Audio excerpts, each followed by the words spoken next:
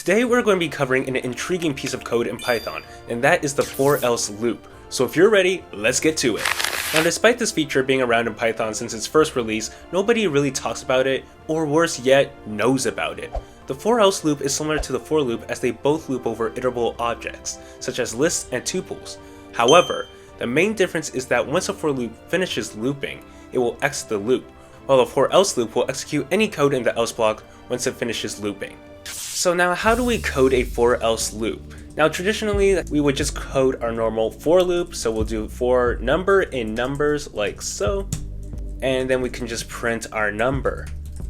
Now the only thing that makes our for-else loop different than any other normal for loop is we have this else clause, and we can literally print anything or execute any type of code, but for this example we're going to do target not found.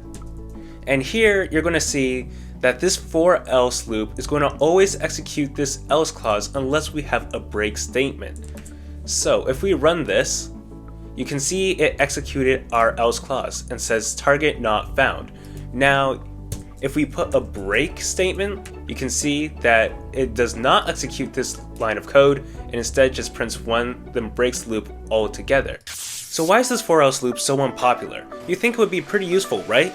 Well, due to its handy feature, theoretically it would be extremely useful. However, most programmers aren't experienced in only one language and can program in many others. Therefore, since many other languages don't even support this syntax, it is uncommon and rare for a programmer to recall to ever use the for-else rather than a simple for loop with an if and else statement. So there you have it, that is the for-else loop, and if you enjoyed this video, please like and subscribe, and I'll see you in my next video.